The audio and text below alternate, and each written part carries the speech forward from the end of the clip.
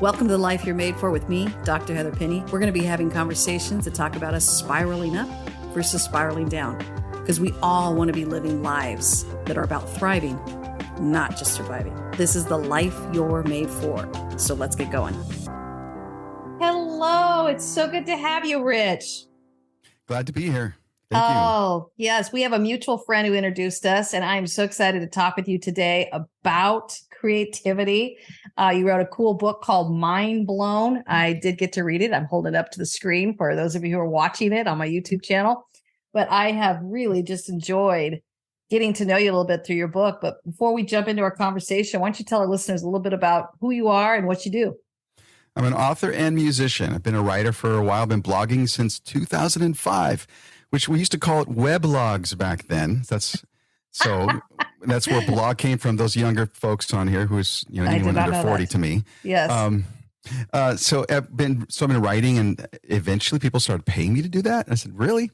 And I ended up writing, of course, a couple books. And but I've also been a musician all my life. That's how I raised my family. I worked as a church musician, as a jazz musician, and been a creative person, but also been in like executive teams and management situations by surprising myself with that. And so it's kind of led me to this point of time of, recently got a master's degree in leadership because I really wanted to talk to people about how to be better leaders, because I wanted to be one. And so that's it. I just recently moved back to my almost my hometown, the Bay Area, where I'm from originally. That's where I'm at right now. And I'm just enjoying trying to keep creating. Oh, I love that. Still learning. I love that. So, I'm a leadership coach, and my 3 C's is clarity, confidence, courage. But I am by nature a very creative person. So my team's always teasing me. There's a 4th C, Heather, and it's the creativity C. And I love painting. You like some of my art, my own background. So I love the creative process. I instinctively know how valuable the creative process is for leadership.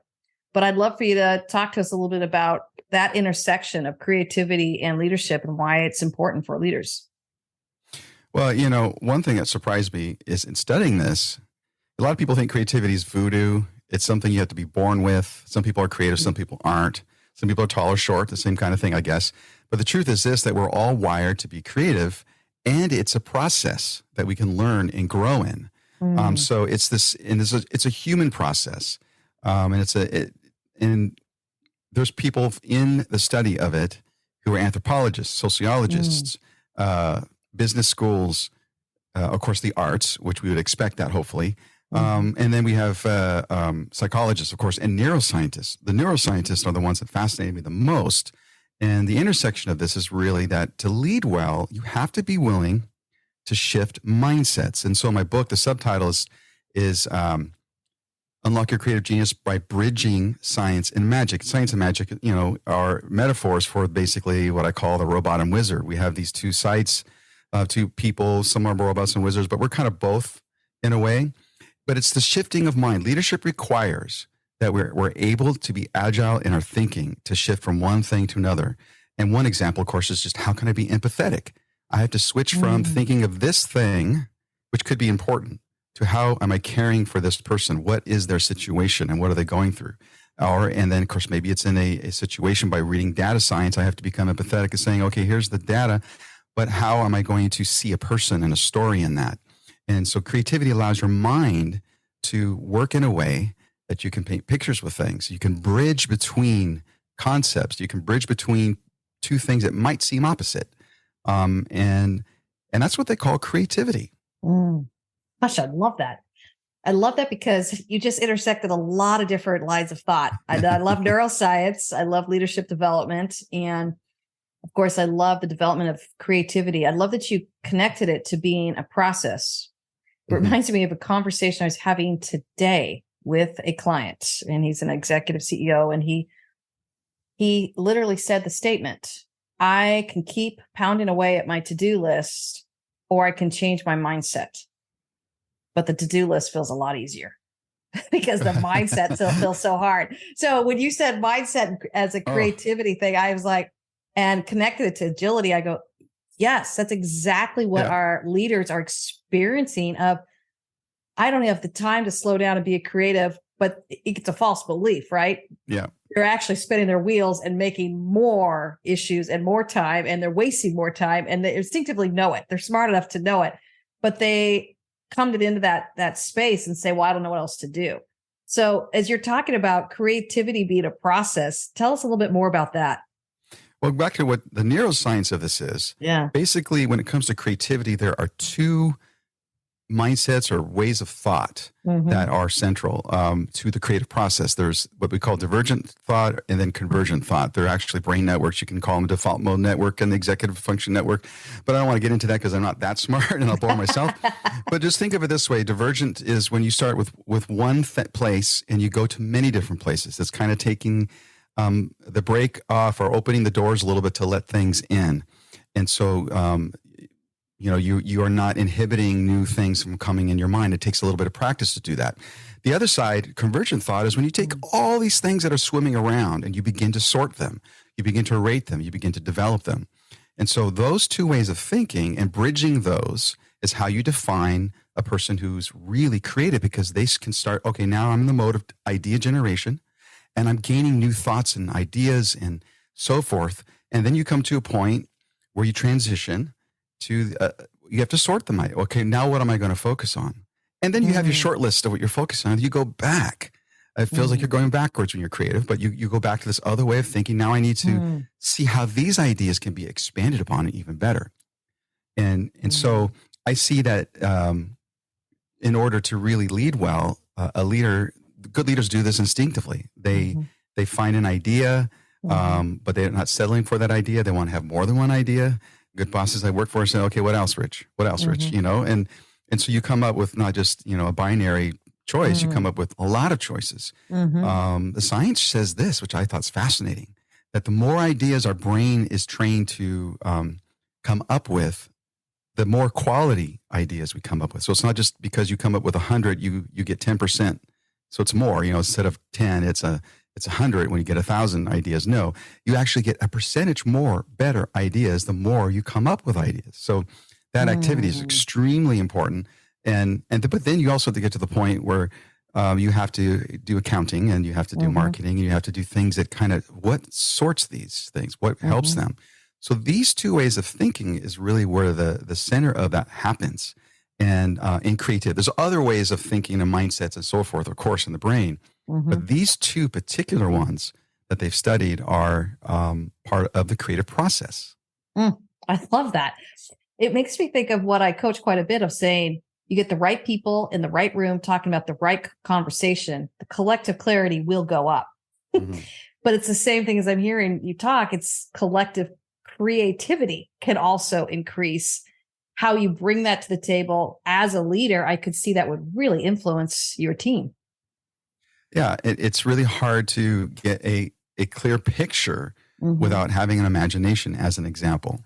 So imagination would be that divergent thinking, that wizard, thinking. And so, and you stay there. And even in our spiritual life, it takes imagination to pray. It takes, as someone who's been a musician, performer, I need to imagine what that room might look like by never going into it. And so these are the things leaders do. And, whether it's gaming a meeting or a marketing plan before you roll it out, role playing it, for instance. So that's very important. And so that imagination side is really, it's not an artistic skill, it's a human skill. Of course, those of us who are kind of artistic like myself, we seem that we can't help it. I doodle on my desk, by the way. And that was fun. And I get in trouble for that kind of stuff, daydreaming, whatever.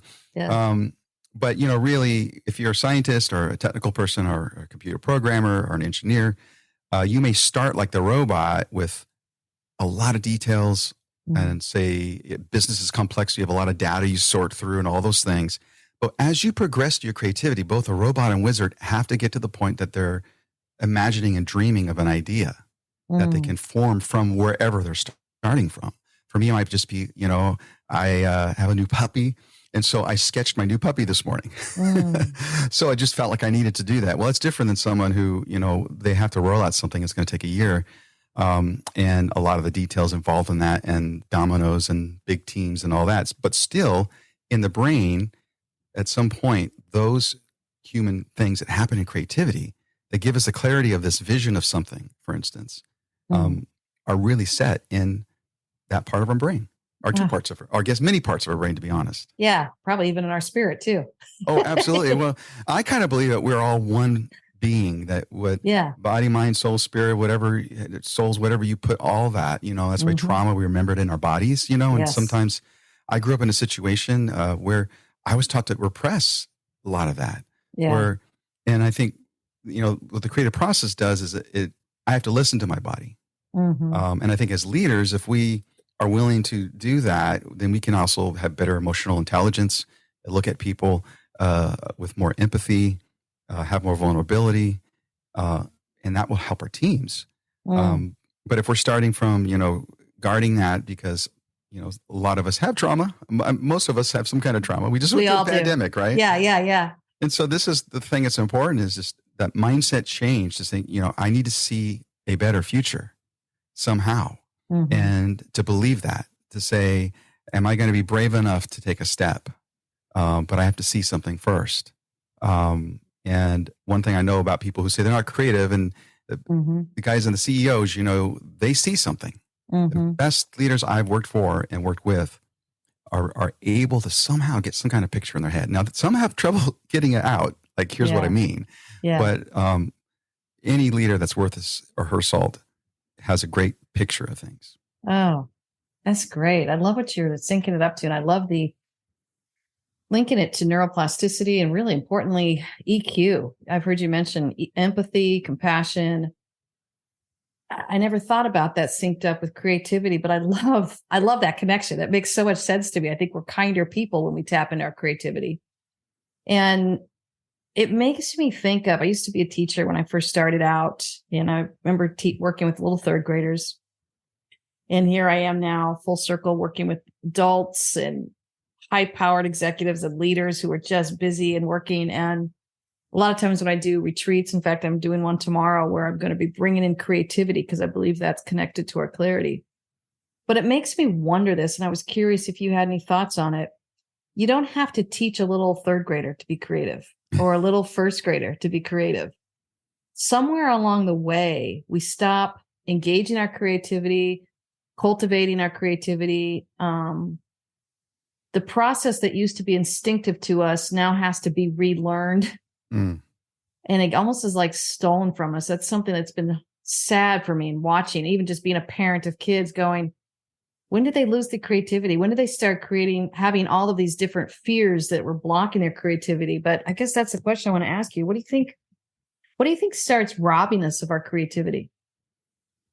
Well, I mean, what you're saying is so true. All of us up to age 6 or 7 think we can dance and sing and draw and be the best athlete in the world, even whatever it is. But we always thought we could do those things. We drew pictures and we felt confident that we could express ourselves in some way, whether it was with crayons or finger paints, whatever it was. We felt somehow that there's no problem with it. And we weren't judged for the technical aspect of it necessarily. And I think as we get older, education systems looks for uniformity, because sometimes we think if everything can fit within the box, then we've achieved something. It's kind of like, is education meant to make employees or make entrepreneurs? It's kind of a scary thought to think that the entrepreneur in us, I think, exists in everybody. That everybody has this ability to dream of something better. And it may just be a little better, but better is better. Olympics, the first and second place, the 0.4 seconds that swimmer won the Olympics by, it matters. So all of this is so important to us. And so, I think as kids, we have this, thing, like I was kind of alluding to when I grew up, was an environment where I wasn't able to listen to those emotions and express them in a way. And of course, I'm a little bit more on the spectrum of being the wizard person. So I'm going to express, I can't help it. So I got in trouble, even though I didn't want to. I got in trouble. because I said, I'm going to say or ask a question, curiosity. Yeah. And you being an educator, no, I mean, Socratic method, what is that? We have to be curious. We have to ask questions and be asked questions and grow. But as kids, we just ask questions. Why, Dad? Yeah. I mean, the hardest questions come from a 5-year-old sometimes. Yeah. And the profound thinking that we have supposedly as adults sometimes is so small. But I don't think it's becoming exactly fully a child again that we need to go back to. I think it's kind of a both and. We need to have, this is where the robot and wizard come in. We can go back to that wizard kid as we're the robot having to deal with numbers and deal with structures and deal with the constraints around us. And somehow both of those can exist in the same space if that's who we are. Again, it's a bridging those things. It's kind of my message is how do we then bridge these things and I call that kind of learning to embrace the awkward, because sometimes as a child, you learn that you're not good at something eventually. But how are we coached through that? How are do we allow that? I just had a great conversation about psychological safety. It's a business studies that have been done about this. How do we help an environment where people can ask really tough questions like a kid would without even thinking? Yes. Like, Dad, why are you fat? Why are you fat? That's a tough question. The kid doesn't know, but it's willing. There's a freedom to have like a child. I think being psychologically safe is an example of where we take that away as we go into the corporate structures and the leadership structures we're under. And we have groupthink because everyone thinks someone else is going to speak the truth about what's not working. But the team is smart enough. And the leader probably likely wants to know those things, but somehow that's what's missing. And the more people that are able to have psychological safety, for instance, the more that they can, come up to the boss's desk and say, hey, this is going to ruin us. And even if they're only 50% right, they need to have a voice. So I think we lose our voice. We lose the kids. Kids feel like they have a voice. They can draw. They can just create. And then we somehow, either it's internal insecurity or it's external. We lose that ability to just express. I love that. Safety, over focus on uniformity. And it makes me think too of just the way I talk about is holding tensions. And I think this is part of adulting. I love that you said you can't be a kid again, because I go, there's a piece of me that gets a little annoyed with that response, right? You're like, I'm sorry, but I'm a 53-year-old woman. I cannot be 12 again. And my world does not let me be that. But I think you're right on. I think there's a way to infuse it and integrate it into our every season in life. And it's going to have a little different face, but isn't that the essence of creativity? It's going to be different in how we engage it and foster it and really pull it out in ourselves. Well, we have to recreate ourselves. There's a term, in the Christian church called spiritual formation. There's a forming. That's me making. Yes. We are partners in that. Yes. In our life, in our personal growth, we have to somehow make decisions that are going to move us forward. I used to sit with this wonderful group of guys that were all very successful, so much so that they had the best cigars. And I love the cigar, especially the ones that they could afford. And they knew here, Rich is a writer kind of a guy. And, so we give him one for scraps, or Cuban cigars out of scraps. And these were the greatest group of people, but they were kind of done. They didn't have to recreate life anymore. And I felt like somehow in me, like, you know what? That's not what I want. And then, of course, no matter what we feel like, and every one of those guys in that group has probably experienced this since then, some event will happen where you're going to have to create a new life. Yeah. That's just part of what life is. And it's not just about fixing a past trauma or something. Our trauma has to be relived and recreated anew. Our healing has to I have to be healed at this decade in life, just like a 40-year-old had to be healed in his decade in life. Yes. And so I take it with me. I don't rip things apart from me, out of me. All that's happened to me and in me, in my body, in my mind, I have to recreate with that. It's kind of this one researcher called it this way. There's a difference in creating from intention to invention. Intention means here's what we want to intend. And that always gets boring. Like if we have like a prescribed thing, it's not really creative for us, right? But invention's the idea that what's around us is kind of like a shipwreck. You go scuba dive down in there, you find the treasure. And our life is a treasure. What we have around us as friends is a treasure. People like the guy who introduced us, he's a treasure. Jason, you're a treasure. Yes, Jason, thank you. And we have to, though, be willing to see what comes our way and then invent with it and then take action. It's not passive to do that. Yes. We think it's really the right thing to always, I intend for this to happen. We can't change that. We're not this creator of the universe kind of being. We're the one who takes the stuff that's nothing new under the sun and makes something useful and beautiful out of it. And that's the power in that. And of course, in a business situation, how do you move forward? It's an iterative improvement.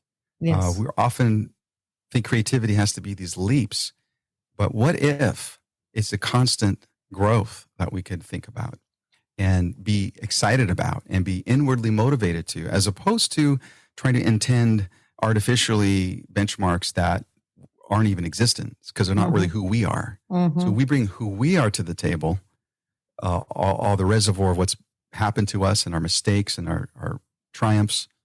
And from there, we can create something, or create a new life if it's a personal situation. But in our business, all that we bring to the table are those experiences and the team that we have and the city we're in and all those things. And so those are the variables. Sometimes we try to change all that or we try to copy somebody else without looking at what we have. We could copy somebody else perfectly and fail. Or we could be indigenous to our own surroundings, our own body, our own relationships, and create from that. And I don't want to go on a tangent on this, but I'm really excited about this idea because I'm learning this. I figured, like my friends with the cigars, I love the cigars. I have a few left, but I miss hanging out with those friends, but I also don't miss all the experiences I had. And some of them have been really tough. Yeah. I love that you said that about create a new life. And I love too that it could be traumatic, but it also could just be the changing seasons. And I have a very perfect example of that, Rich. I have an 18-year-old, a 20-year-old, and I've launched them both into college, and we are facing 30, and I'm in a 30-year marriage too. We're facing empty nest for the first time. And we're just like, the first couple of months, like shock and awe, because your life was so around the family life. And man, I love this idea of engaging your creativity, because even though, yes, there was some mourning and some grieving I had to do to adjust, but as I've gotten on the other side of that, there is some excitement that's growing in me, because there's a huge chunk of space that's now opening up that I get to create in. And it's allowing me to return to everything from old hobbies to actually traveling again to, doing some speaking and stuff that I've loved doing, but I kind of put on hold while I was parenting a little bit more. And I just didn't want to be away from the home. So I love that you're syncing that up with this idea that creativity will help us create not only a new life, but probably, and you brought up earlier, staying agile to the different seasons of life, because isn't the number one myth that life is static? We like terrible to believe that, but it's a lie, everybody. Well, and when you enter, those of you listening who are over 50, realize that things don't get more comfortable. Even if you have means, and I have some family members, brothers, there's 5 of us, which is cool. They're all great guys. And some of them have great means, but it's really a lot of volatile stuff going on in life. It just happens. And I can't be the same person, just like I can't be the child that I was when in my 30s. Yeah. I have some of that person in me still. Yeah. I'm the iteration from there. But knowing that things have to end to begin is really where I'm able then to finally say, I need something new. Otherwise, I'm stuck in this feedback loop of should-haves and could-haves. If I would have done this and could have done that. Well, life is too short at this point. At any point, actually, to go back there. So what I need instead is I need to create. And I always say that creativity is just another word for what humans do when they thrive. So it's not really anything magical, anything weird that you have to come up with. Creativity is this thing that we are meant to do. Our being scientists, they've studied the brain of humans. There's no other creature that is on Earth that is like us, that can create like we do. Not even close. Even animals have bigger brains and maybe they're really smart, but something interesting about the human physiology and our brain allows us to have this. And you can take that further with people of faith who have, we are in an image of a creator, or philosophers who have acknowledged the fact that we, I think, therefore I am. And I've kind of changed that to I create, therefore I am. I love that. Yeah. Even I create, therefore I am human. I love, and I love what you're saying too, because, as a person of faith myself, there's an old Latin term called the Imago Dei, which stands for the image of God. And in my faith, I believe that God has created everything. And in that, he created humanity, and humanity shares some of that image that God put within us, which is this desire to create. And so how we engage with that only makes us more human, or maybe even more humane. Oh, I think so. I think we become a better, truer version of ourselves. Yes. Because it forces empathy. And here's the interesting study that I put in my book was about journaling. They found that when people journaled their traumas, in particular, the first study, there's several studies. The first study was cancer patients and these women who had breast cancer. And those who journaled were healing. Their bodies were actually healing. But there was another result they had from the study, which had been reproduced even, that as the language was me and what I'm going through was put on in the beginning, as they progressed over time throughout the study and journaling on a regular basis, it started to become empathetic towards other people. Their focus changed off that. And that's backwards to what I've been taught, that, self-actualization is narcissism, when really, if I could see who I really am and be okay with that and believe that, say there's a God that's okay with me, that my spouse loves this person, that not the perfect whatever, but this person, and I could see that real person, then I'm able to look at another human being and say, I could care about you. And so these trauma patients, or cancer patients and other patients that were journaling, healing, I think that's why people paint, garden. My wife loves succulents. She has this whole succulent thing. It's exploding in our home, which is great. That's why I'm raising a puppy right now. All of this is just, we have to keep creating and going, because what that reminds us of, as we try to address our own pain, we begin to help address other people's pain. And this is where I say the two parts of creativity, we have the science and the magic. We have innovation, which says, how do we solve a problem? What's the problem to solve is the question. And then we have art, which asks the question, what's the pain to address? And when you combine those two things, you have what humans really are best at doing. And it's hard to combine those. So when you're a business solving problems, if you're also asking, what pain can we address as a human pain? And it could be in the process of how you lead your business. So your employees have psychological safety, for instance. You invest in the culture and all those things. That's great. It's not just a business. In other words, it is a business, but it's not just a business. And then me, when I create something, it's not just a puppy. Now I have a companion. There's something useful. And so I call it beauty and usefulness are things. Utility is we rate that high in our society, especially in the business world, but we also have to rate beauty and the elusive things, the things that somehow we can't control, but yet we need and we desire, like the sunset. And to be able to be moved by those things and understand if I'm a dentist office, if I'm running a dentist office, I can be an artist with it. Not that I'm an artist with paint or with music, but people can get meaning from what I create in my business processes and how I take care of other people, whether it's my employees or whether it's my clients. And that's the thing I think where creativity intersects with the best of what we are as humans meant to be. And of course, we all know there's a dark side. And this is why war, I think, is the most evil thing, because it, one, destroys what people create. And two, it ends the life of people who create. And so we have this really bad things when we have those things happen in the world. Because when we can create more, we can be more. It's not a zero sum. It's not a zero sum if, you paint and I decide I want to paint and I get almost as good as you. That's a great thing. Both are winning. And I think that's kind of the best of it. Of course we have competition and there's only so many, days on the calendar and all that kind of stuff, or space, time and space. But within the constraints of time and space is where miracles actually happen. They don't happen just nowhere. They happen on a GPS position. They happen on a date on a calendar.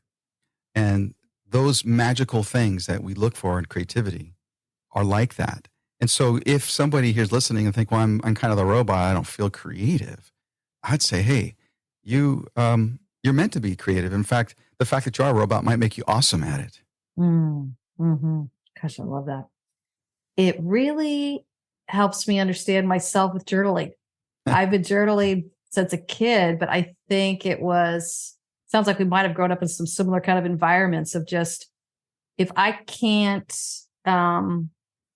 connect with my emotions outside of myself, well, then I've got to try and figure out creatively how to access them internally. And that gave me my sense of self. And I believe that's what really helped me form my identity and move me into so much of what I do in this life. And I still journal to this day. And I've taught my kids to journal.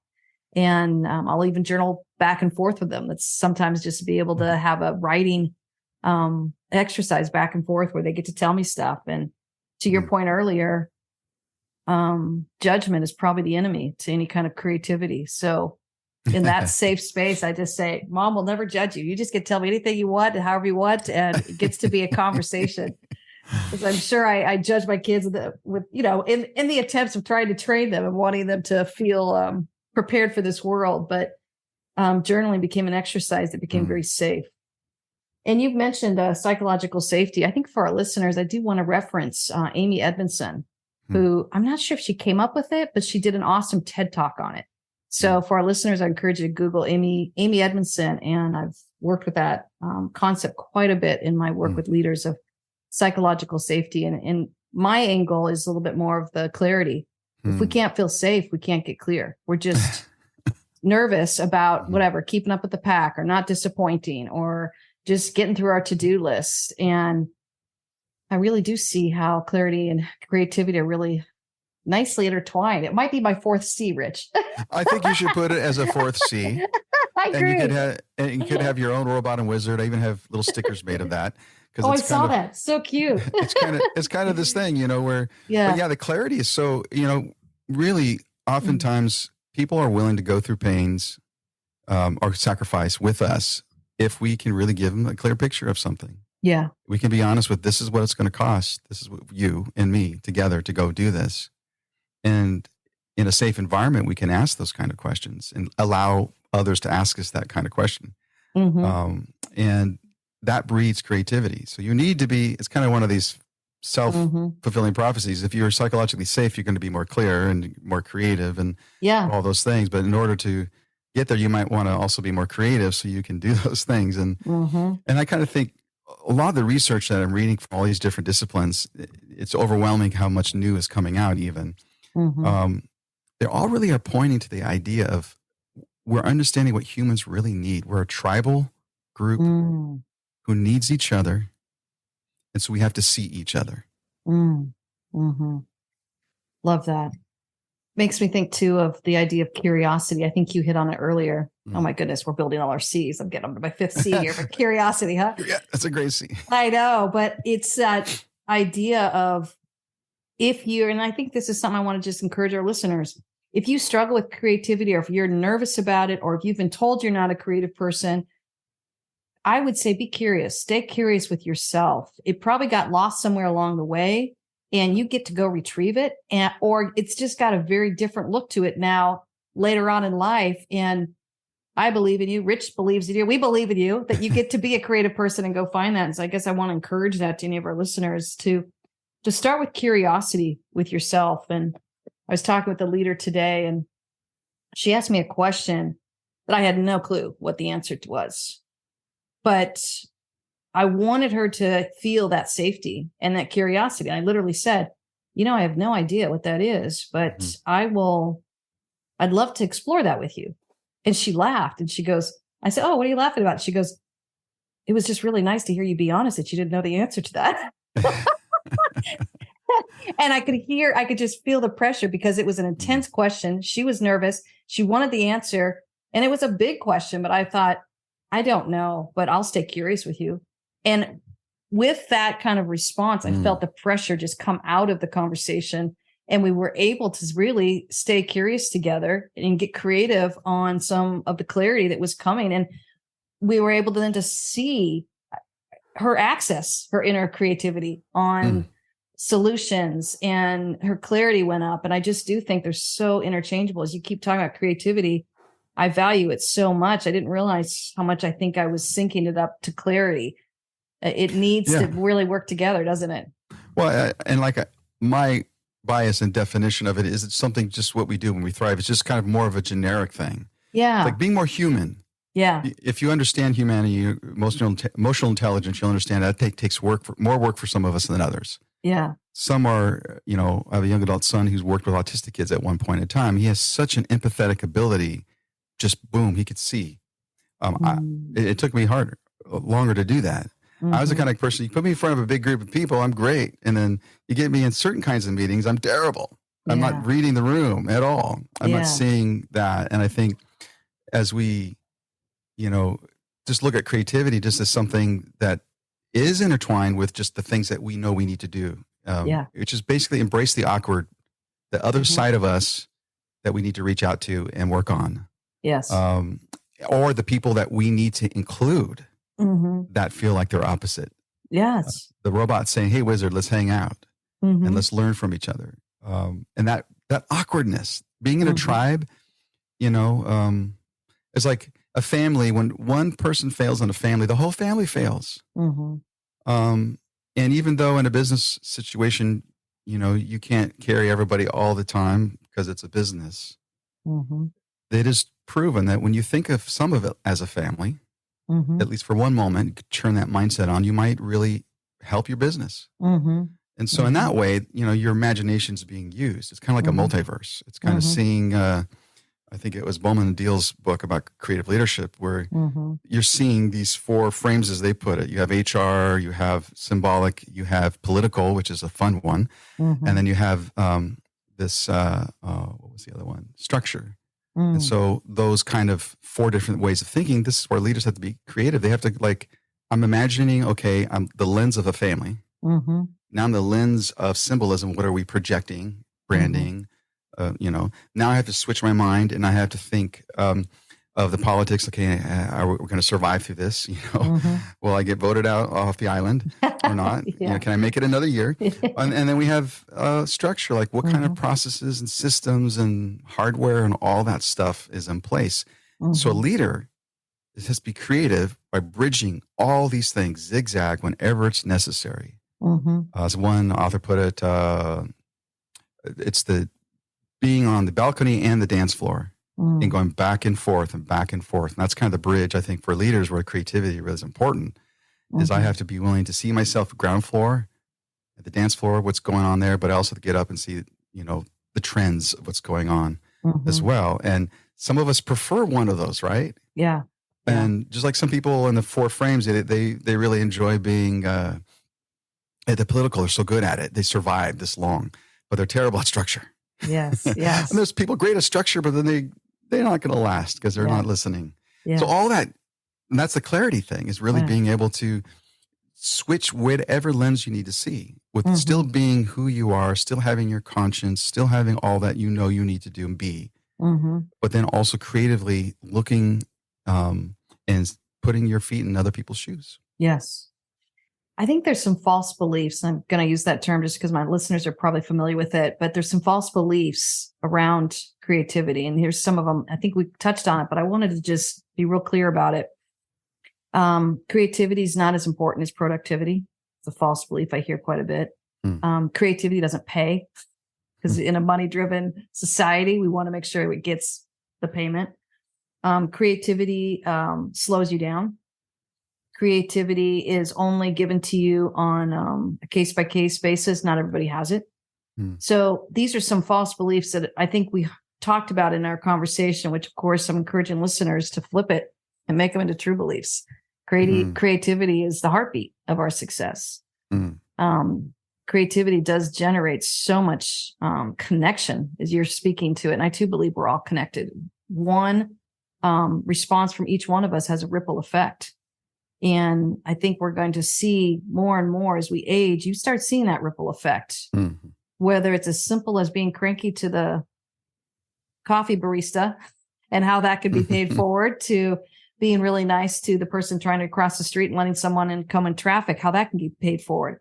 We have this power to show up with our sense of presence and be able to your point earlier, of be human, be humane. And our creativity, I love how you link that. Our creativity is what is the heartbeat of our humaneness. I love that. As we wrap up, Rich, I'm not even going to ask you if you do this, because this is what I've learned, and I've done thousands of interviews now and talking to people and clients. One of the things I've learned is that people who are living intentional lives start their morning in a very intentional way. And everybody has their own morning ritual. I'm going to ask you, what's your morning ritual? My morning ritual is making coffee for my family, or especially my spouse. Mm-hmm. And then my son, whenever he's around and can, we sit and have coffee together early. And he's a young adult still living with us. And so it doesn't matter. He'll get up and have that conversation with me. And my wife, who's an educator, has to get up super early. And so, she gets her coffee and then I get mine. And somehow me doing this small thing that keeps everyone addicted, of course, to me, because I make the coffee, is a way of serving others and myself. It's kind of a nurturing thing that I like to do. I love coffee, but I think every day, at least 2 or 3 times in the morning, I will be performing the barista function. Saving us from Starbucks, which I don't mind people going out and get started. That's great. But go to your local business, though, if you can, too. There's a lot of nice shops all over. Agreed. Yes. But that's the thing that I love to do. And the conversations, my son is senior year. He was at a charter school, and my job allowed me to be home in the mornings at that point in time when he was last year of high school. And we spent every morning that particular school year doing that, having coffee. And so now we don't get to do it every morning, depending on our schedules. But I think that's something that's important, a habit that's not just me. And of course, if it's just me, I'm going to make coffee anyway. Yes. So it's somehow this, I went to Ethiopia in 2010 with a friend's nonprofit. I was writing as a writer, just try to give them some support. And they have a coffee ceremony there that just moved me. That it's part of their culture. I don't know if that was around the same time I said, there's more to this. You're basically drinking earth. It's dirt, is essentially, once you roast the thing. Yes. And it's wonderful that it provides, smells, but the connection is really the habit. Yes. The habit is I'm connecting to my spouse, and I'm connecting to my son or whoever else I get to be with my thoughts and prayers, even in that particular time in the morning. And I'm not a morning person. Oh, that's beautiful. I was literally thinking of yet another C, connection. I go, oh, it's the connection, as you were saying that. And my husband and I used to own a coffee shop, and he used to roast all the beans. And so we are very familiar of all the different kind of roasting styles and just the connection and really the community that came around coffee. Good heavens. Look at all these C's I just got in there, Rich. Oh, in coffee, Yeah. Just don't put content on the end of that, then you'll be... Oh, it's been such a pleasure talking to you today. How about we leave our listeners with an encouragement? What would you like to encourage people? And I hear this all the time. Oh, I'm just not a creative person. What would you like to encourage people with that are probably listening to this and maybe struggling with either being judged in their creativity or believing that they don't have creativity? Well, first, I want to remind you that you are creative. You're wired to. It's not just my opinion. You can go buy my book and look at all the studies from scientists and so forth and theologians. I can send you that information. You are wired to be creative. Just because you are not like another person's creativity doesn't mean you don't have that in you to create a life and a world for yourself and those around you. You can do that. And once you start doing it, I always put a hashtag keep creating. Love that. Yes. And I want to reinforce what you taught us a little earlier about creativity as a mindset. Love that. So thank you so much for coming on the show today and just talking to us and sharing a little bit of your wisdom and what you've learned about the creative process. My pleasure. Take care, everyone. We are cheering you on. Thanks for joining us. We had such a great time today. And obviously, we are all stepping into this life that we're made for. But isn't it nice to have a little bit of support along the way? If you want to find out more about the life that you're made for, come find me at heatherpenny.com. Go ahead and subscribe. Give us a review. That really helps us out and helps spread the word. You get to step into the life that you're made for. Cheering you on.